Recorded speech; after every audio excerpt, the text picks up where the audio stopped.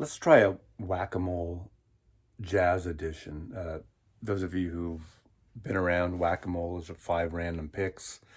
I'm going to take some pulls, do some pulls from my jazz wall. It's not really the whole wall. Now, the Beatles and jazz. Why are the Beatles and jazz on the same wall? Just who knows? 2 across, 3 across, down, jazz. Tone Poets there and some 10 inches. But I'm not going to pull those. So let's get this stationary. Here we go, right? Let's see how this works. So 5 random pulls. Now it was 94 degrees in Seattle today. We're not used to that. Everyone says it rains here, but Seattle, it's the surprise. It's 20 degrees warmer all summer at least than San Francisco, my hometown, and 20 degrees maybe about cooler in the wintertime, fall and winter. It's friggin' hot, and you're not used to it here. No air conditioning. I do have a air conditioning unit in one room. You didn't come here for that. You came here for jazz. You came here for music. It's all about the music. It's not about anything else here. So let's do some, let me take these down so I don't destroy the box sets by mistake. We got Coltrane, we got Chet Baker, 5 random pulls. 1, 2, I don't know why I'm laughing. 3,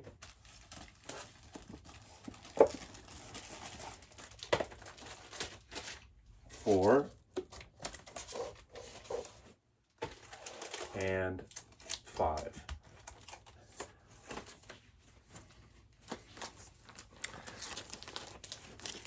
Okay. Okay. So, okay. Well, this is an easy one. This is my favorite Miles Davis album. Those of you who watched Miles, my Miles top albums, it's Kind of Blue. Actually, this is not Kind of Blue. God, what a Freudian. Everyone says Kind of Blue, so that's... Anyway. Actually, my number one album, which was sort of a trick answer, which is not considered a Miles album, is...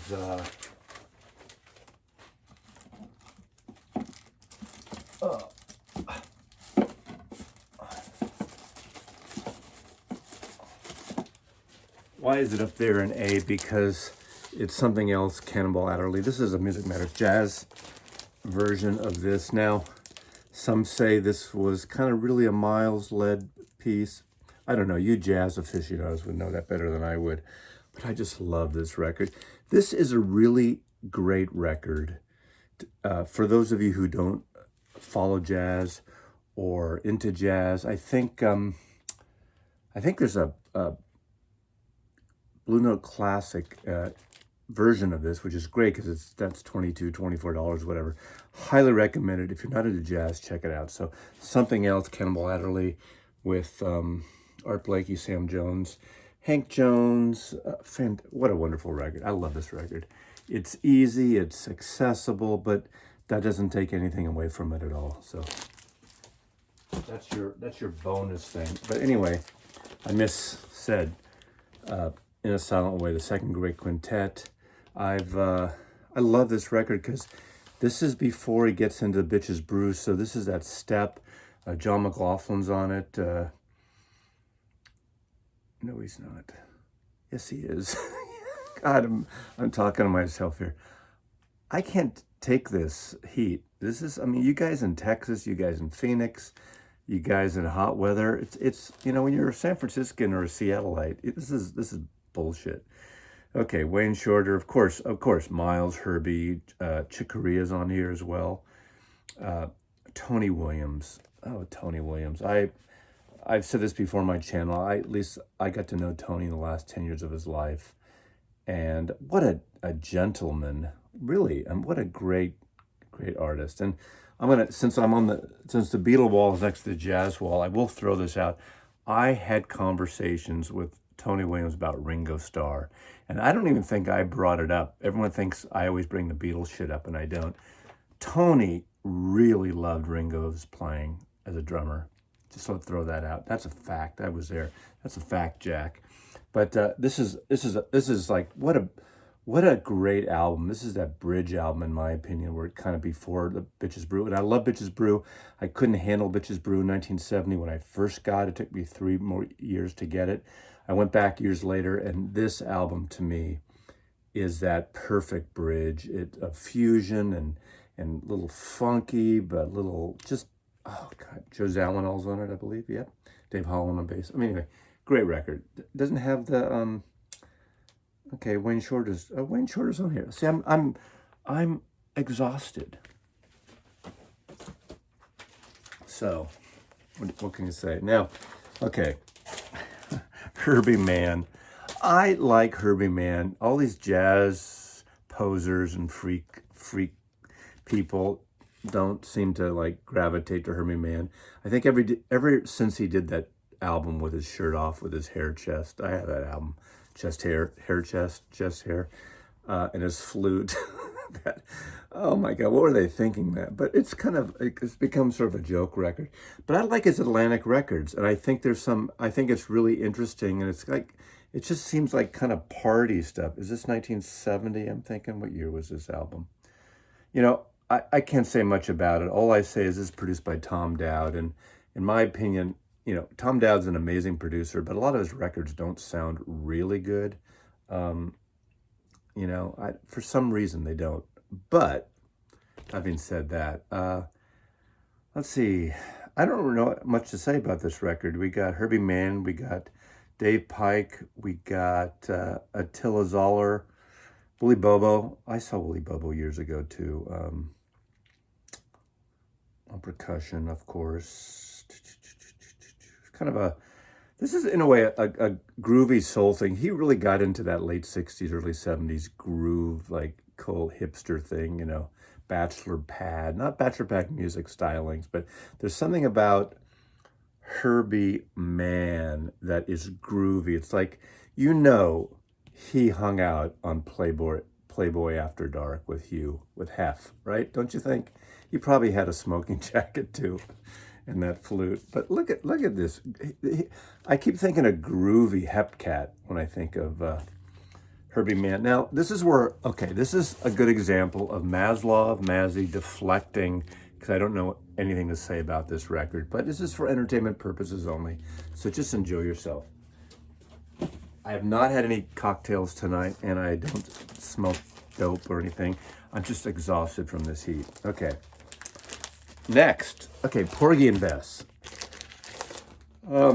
Pablo Records. What was interesting about Norman Granz when he came back, and obviously Norman Granz was managing Ella Fitzgerald way back when he started Verve Records, and I'm a huge fan. And I've said this before on my channel. Not many people around here are into that pre-50s, like the Blue Note and prestige jazz stuff. And I really like, again, my favorite all-time jazz musician is Charlie Parker. And between Charlie Parker and Louis Armstrong and bebop and Dizzy Gillespie, I just like that kind of stuff a lot. Obviously, Norman Granz started Pablo in the 70s, mid 76, 75, 76. All the covers had these beautiful black and white covers. It made it stand out, whether we like it or not. He brings back Oscar Peterson, of course. Joe Pass did some albums, great guitar player. Some people think Joe Pass is a little kind of lighter in terms of his playing, but what a great player. And this is really beautiful. And he did a lot of live records too. This is recorded at RCA, Los Angeles, 1976. So Porgy and Bess, there's so many versions of Porgy Bess and segments of Porgy and Bess, obviously. There's the, Louis Armstrong and, was it Ella Fitzgerald, I guess? But, he keeps coming back to the songbook too, and it's just beautiful stuff. George Gershwin. Can't go wrong with George Gershwin. Okay. Yusef Lateef, what a great flautist, horn player, sax, woo, that's Freudian. Reed instrument player, plays the oboe. Eastern Sounds, I think, was the one that the one batch put out, 2 years ago now. And I've said this before, and I'm just showing this a little kind of this is where that sense memory comes in occasionally on my videos. Yusef Lateef's Eastern Sounds was the last album I brought to my friend Coleman when he was in the home hospice. And it's the last album I brought to him and he played the last time I saw him. And the last text message I got literally about a month before he died was he was playing Eastern Sounds and Yusef Lateef. He just loved that record. He had never heard it before. And I brought that to him. I think it was an OJC version. This is Prestige. This is from 1965, I believe, The Sounds of Yusef. It's got Wilbur Harden, Hugh Lawson, Ernie Farlow, and Oliver Jackson on it. It's got Take the A Train. That's the dun dun dun dun dun dun dun dun dun dun dun dun. Is that Aunt Louis Armstrong? Who wrote that A Train? Oh, Billy Strayhorn, of course. Yeah, Billy Strayhorn. I know this stuff, but I, you get to be my age and you don't really remember all the specific details. But what a great thing! I mean, look, a bald guy, glasses, goatee. Just enjoy the music. And lastly, this is actually another. This is a Music Matters SRX, that super hoity-toity vinyl they did in the last 2 years of their existence. And this is the 33 and third, one of Wayne Shorter's best albums.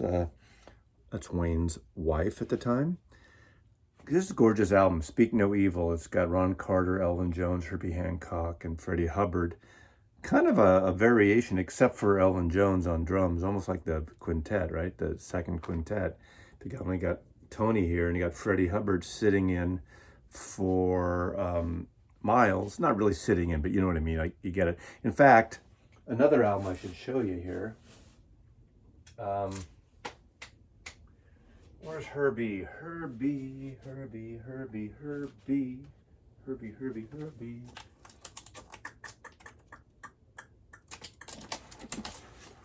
Yes. I was at one of these shows in Berkeley, on the UC Berkeley campus at the, what's the amphitheater called? The Greek Theater. I was at one of these shows, and this is basically the quintet. This has Freddie Hubbard instead of Miles, but again, I hate to say instead of, but you get my gist. Wayne Shorter, Tony Williams, Herbie Hancock, Ron Carter, VSOP, one-time special, very special one-time performance. This was so good. 1976 or 8? 77.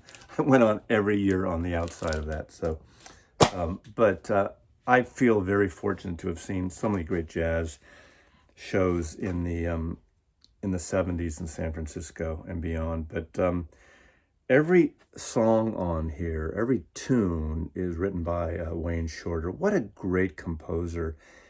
And I don't know, I just never thought of him as a composer until in the last decade. I've been really concentrating, and I knew Wayne Shorter, his later years, the 70s years, I think, when I first got into him, aside from the Miles Davis stuff. And of course, he was one of the founding members of Weather Report, that fusion thing, which is a whole different thing. But we're lucky, we're fortunate to still have him alive.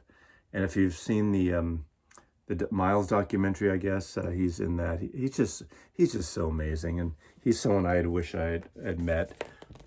This is Music Matters Jazz again, Ron Rumbach and Joe Harley, their label, and then of course Joe Harley takes us, moves us on, brought in by Dunn Was, and creates the Tone Poet series for Blue Note Records that emulates these, except Joe will not do these records again on the Tone Poet. Those are demoted to the classic series without these beautiful covers. Although, as we know, if you probably saw on all the news everywhere in the last few days, that Tone Poet is doing a very special edition of Blue Train. And Blue Train, of course, was a Music Matters jazz release. So they're doing the mono version and then a stereo version with the extra tracks, sort of a mini box, I guess. I don't think it's a box, double gatefold. Anyway, that's my jazz. I haven't done, I only think I did one jazz whack-a-mole ever. So thanks for watching. Kind of loosey-goosey, but jazz is about improvisation anyway. So this is perfect that I improvise this a little more. So thanks for watching. Enjoy the music. Enjoy jazz. I mean, I love it. My friend Jazz Shit Brooks kind of turned me on to stuff when we were roommates during a college, San Francisco State University. Take care. Mazzy loves you. Riverside. I heard some great stories from Orrin Keep News too during those years. Fun shit. Take care.